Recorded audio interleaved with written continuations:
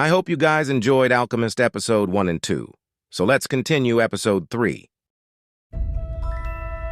Himself had been interrupted. Why are you telling me all this? Because you are trying to realize your destiny, and you are at the point where you're about to give it all up. And that's when you always appear on the scene. Not always in this way, but I always appear in one form or another. Sometimes I appear in the form of a solution or a good idea. At other times, at a crucial moment, I make it easier for things to happen. There are other things I do too, but most of the time people don't realize I've done them. The old man related that, the week before, he had been forced to appear before a miner and had taken the form of a stone. The miner had abandoned everything to go mining for emeralds. For 5 years, he had been working a certain river and had examined hundreds of thousands of stones, looking for an emerald. The miner was about to give it all up, right at the point when, if he were to examine just one more stone, just one more, he would find his emerald. Since the miner had sacrificed everything to his destiny, the old man decided to become involved. He transformed himself into a stone that rolled up to the miner's foot. The miner, with all the anger and frustration of his 5 fruitless years, picked up the stone and threw it aside. But he had thrown it with such force that it broke the stone it fell upon, and there, embedded in the broken stone, was the most beautiful emerald in the world. People learn, early in their lives, what is their reason for being, said the old man with a certain bitterness. Maybe that's why they give up on it so early too, but that's the way it is. The boy reminded the old man that he had said something about hidden treasure. Treasure is uncovered by the force of flowing water, and it is buried by the same currents, said the old man. If you want to learn about your own treasure, you will have to give me 1/10 of your flock. What about 1/10 of my treasure? The old man looked disappointed. If you start out by promising what you don't even have yet, you'll lose your desire to work toward getting it. The boy told him that he had already promised to give 1/10 of his treasure to the gypsy. Gypsies are experts at getting people to do that, sighed the old man. In any case, it's good that you've learned that everything in life has its price. This is what the warriors of the light try to teach. The old man returned the book to the boy.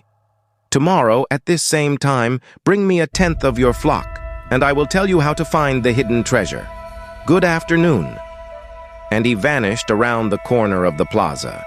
The boy began again to read his book, but he was no longer able to concentrate. He was tense and upset, because he knew that the old man was right. He went over to the bakery and bought a loaf of bread, thinking about whether or not he should tell the baker what the old man had said about him. Sometimes it's better to leave things as they are, he thought to himself, and decided to say nothing. If he were to say anything, the baker would spend 3 days thinking about giving it all up, even though he had gotten used to the way things were. The boy could certainly resist causing that kind of anxiety for the baker, so he began to wander through the city and found himself at the gates. There was a small building there with a window at which people bought tickets to Africa, and he knew that Egypt was in Africa. "Can I help you?" asked the man behind the window. "Maybe tomorrow," said the boy, moving away. If he sold just one of his sheep, he'd have enough to get to the other shore of the strait. The idea frightened him. "Another dreamer," said the ticket seller to his assistant, watching the boy walk away. "He doesn't have enough money to travel." While standing at the ticket window, the boy had remembered his flock and decided he should go back to being a shepherd. In 2 years, he had learned everything about shepherding. He knew how to shear sheep, how to care for pregnant ewes, and how to protect the sheep from wolves. He knew all the fields and pastures of Andalusia, and he knew what was the fair price for every one of his animals. He decided to return to his friend's stable by the longest route possible. As he walked past the city's castle, he interrupted his return and climbed the stone ramp that led to the top of the wall. From there, he could see Africa in the distance. Someone had once told him that it was from there that the Moors had come, to occupy all of Spain. He could see almost the entire city from where he sat, including the plaza where he had talked with the old man. Curse the moment I met that old man, he thought. He had come to the town only to find a woman who could interpret his dream. Neither the woman nor the old man were at all impressed by the fact that he was a shepherd. They were solitary individuals who no longer believed in things and didn't understand that shepherds become attached to their sheep. He knew everything about each member of his flock. He knew which ones were lame, which one was to give birth 2 months from now, and which were the laziest. He knew how to shear them and how to slaughter them. If he ever decided to leave them, they would suffer. The wind began to pick up. He knew that wind. People called it the Levante, because on it, the Moors had come from the Levant, at the eastern end of the Mediterranean. The Levante increased in intensity. Here I am, between my flock and my treasure, the boy thought. He had to choose between something he had become accustomed to and something he wanted to have. There was also the merchant's daughter, but she wasn't as important as his flock, because she didn't depend on him. Maybe she didn't even remember him. He was sure that it made no difference to her on which day he appeared. For her, every day was the same, and when each day is the same as the next, it's because people fail to recognize the good things that happen in their lives every day that the sun rises. I left my father, my mother, and the town castle behind. They have gotten used to my being away, and so have I. The sheep will get used to my not being there too, the boy thought. From where he sat, he could observe the plaza. People continued to come and go from the baker's shop. A young couple sat on the bench where he had talked with the old man, and they kissed. That baker, he said to himself, without completing the thought. The Levante was still getting stronger, and he felt its force on his face. That wind had brought the Moors, yes, but it had also brought the smell of the desert and of veiled women.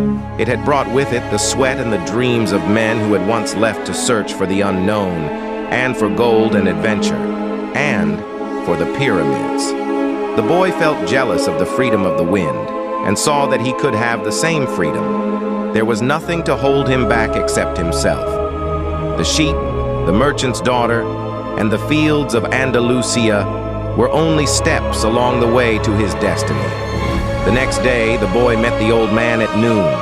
He brought 6 sheep with him. "I'm surprised," the boy said. "My friend bought all the other sheep immediately. He said that he had always dreamed of being a shepherd and that it was a good omen. That's the way it always is," said the old man. "It's called the principle of favorability. When you play cards the first time, you are almost sure to win. Beginner's luck. Why is that? Because there is a force that wants you to realize your destiny. It whets your appetite with a taste of success." Then the old man began to inspect the sheep, and he saw that one was lame. The boy explained that it wasn't important since that sheep was the most intelligent of the flock and produced the most wool. "Where is the treasure?" he asked. "It's in Egypt, near the pyramids." The boy was startled. The old woman had said the same thing, but she hadn't charged him anything. "In order to find the treasure, you will have to follow the omens. God has prepared a path for everyone to follow. You just have to read the omens that he left for you." Before the boy could reply, a butterfly appeared and fluttered between him and the old man. He remembered something his grandfather had once told him, that butterflies were a good omen, like crickets, and like expectations, like lizards and 4-leaf clovers. "That's right," said the old man, able to read the boy's thoughts. "Just as your grandfather taught you. These are good omens." The old man opened his cape, and the boy was struck by what he saw.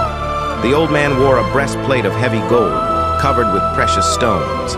The boy recalled the brilliance he had noticed on the previous day. He really was a king. He must be disguised to avoid encounters with thieves. "Take these," said the old man, holding out a white stone and a black stone that had been embedded at the center of the breastplate.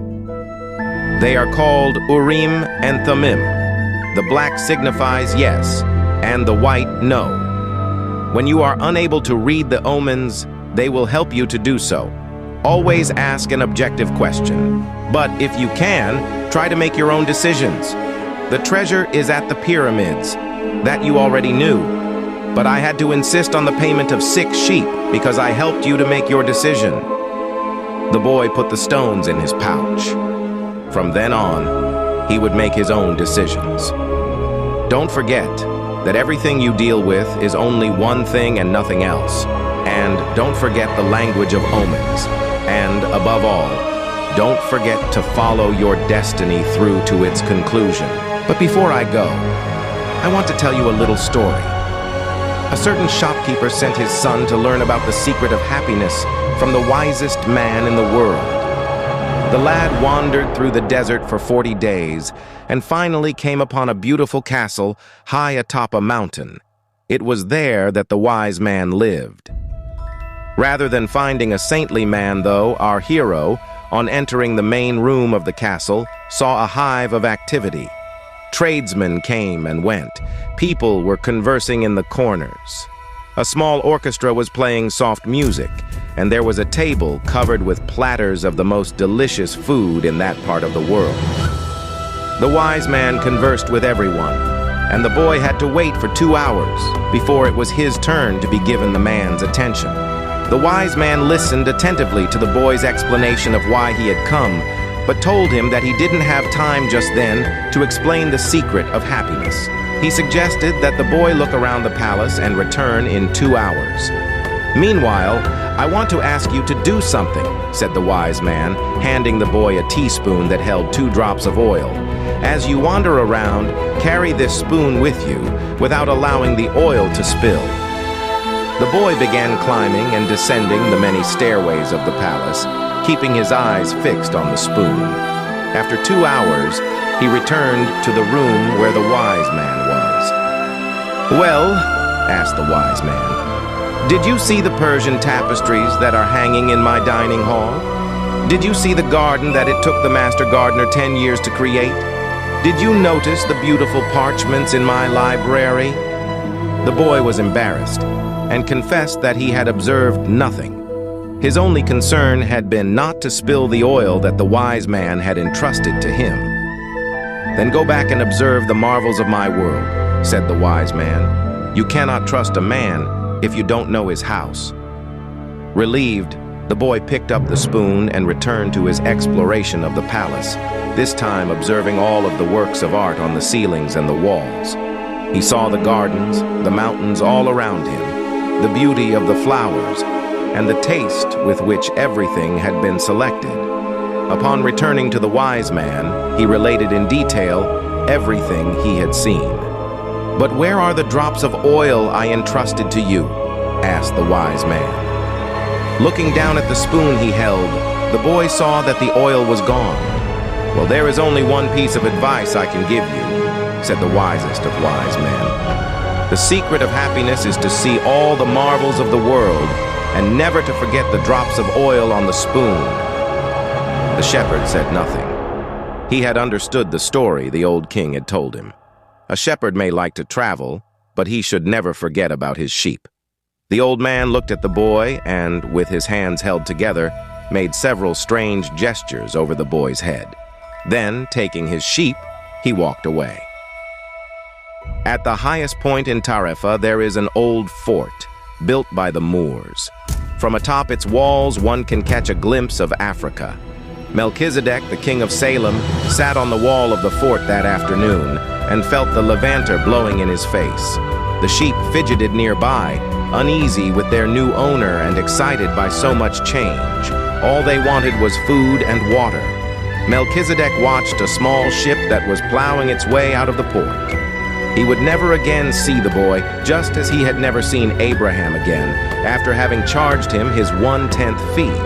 That was his work. The gods should not have desires because they don't have destinies. But the king of Salem hoped desperately that the boy would be successful. "It's too bad that he's quickly going to forget my name," he thought. "I should have repeated it for him. Then when he spoke about me, he would say that I am Melchizedek, the king of Salem. He looked to the skies, feeling a bit abashed, and said, I know it's the vanity of vanities, as you said, my lord, but an old king sometimes has to take some pride in himself. How strange Africa is, thought the boy. He was sitting in a bar very much like the other bars he had seen along the narrow streets of Tangier. Some men were smoking from a gigantic pipe that they passed from one to the other. In just a few hours, he had seen men walking hand in hand, women with their faces covered, and priests that climbed to the tops of towers and chanted, as everyone about him went to their knees and placed their foreheads on the ground. A practice of infidels, he said to himself. As a child in church, he had always looked at the image of Saint Santiago Matamoros on his white horse, his sword unsheathed, and figures such as these kneeling at his feet. The boy felt ill and terribly alone. The infidels had an evil look about them. Besides this, in the rush of his travels, he had forgotten a detail, just one detail, which could keep him from his treasure for a long time. Only Arabic was spoken in this country.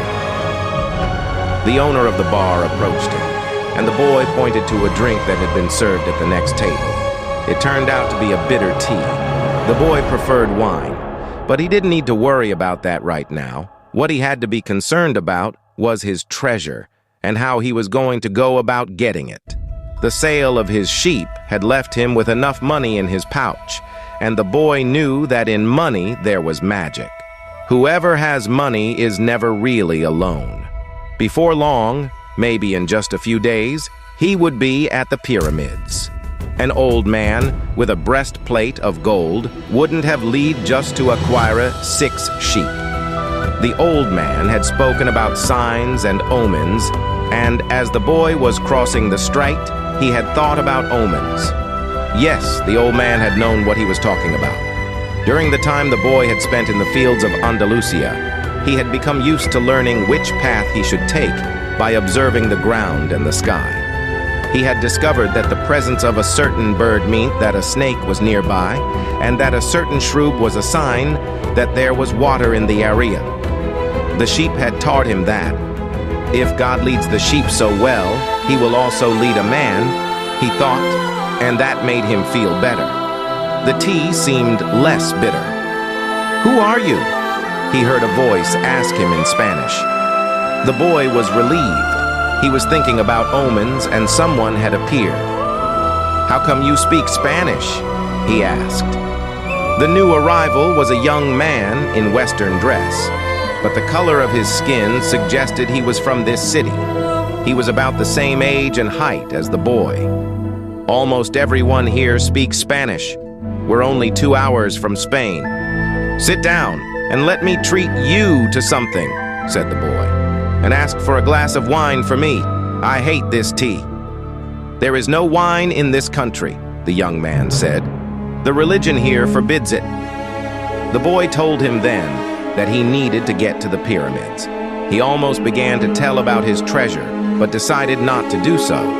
If he did, it was possible that the Arab would want a part of it as payment for taking him there.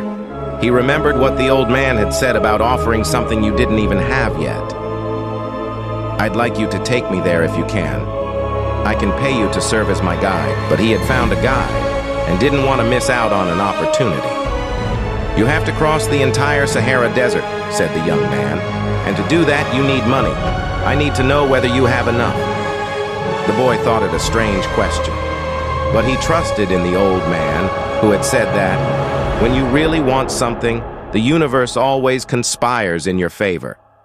He took his money from his pouch and showed it to the young man. The owner of the bar came over and looked as well. The two men exchanged some words in Arabic, and the bar owner seemed irritated. "Let's get out of here," said the new arrival. "He wants us to leave." The boy was relieved. He got up to pay the bill, but the owner grabbed him and began to speak to him in an angry stream of words. The boy was strong and wanted to retaliate, but he was in a foreign country. His new friend pushed the owner aside and pulled the boy outside with him. "He wanted your money," he said.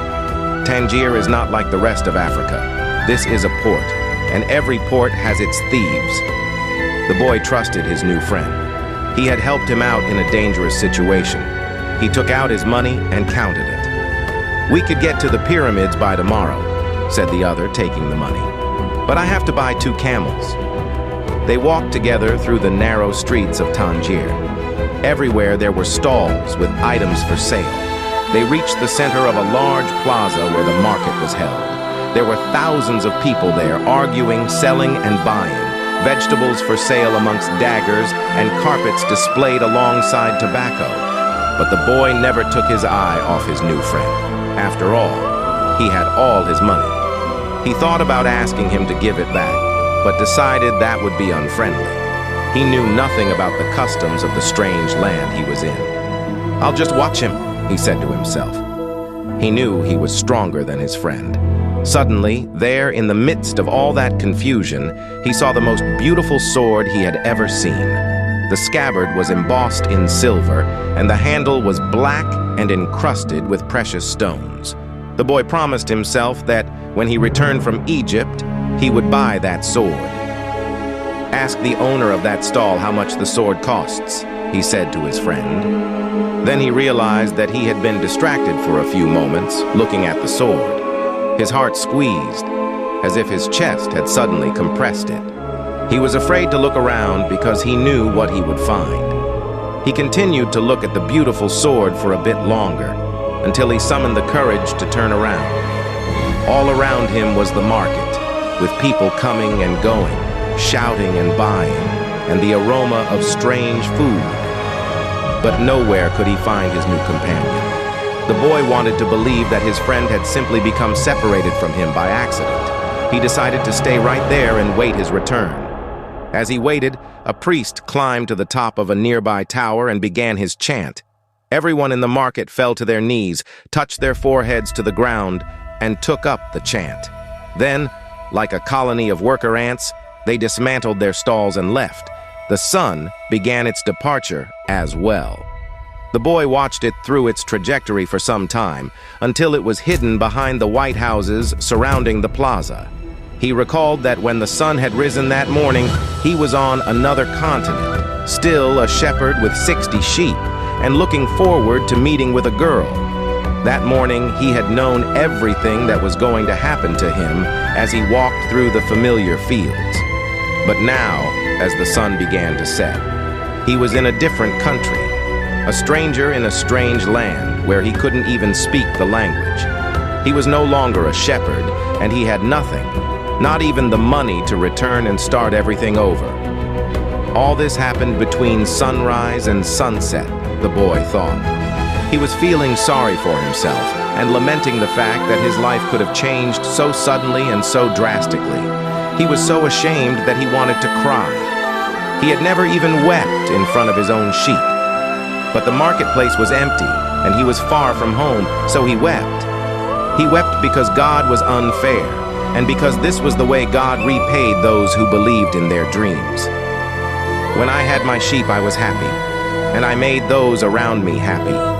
People saw me coming and welcomed me, he thought. But now I'm sad and alone. I'm going to become bitter and distrustful of people because one person betrayed me. I'm going to hate those who have found their treasure because I never found mine. And I'm going to hold on to what little I have because I'm too insignificant to conquer the world. He opened his pouch to see what was left of his possessions. Maybe there was a bit left of the sandwich he had eaten on the ship. But all he found was the heavy book, his jacket, and the he-2 stones the old man had given him.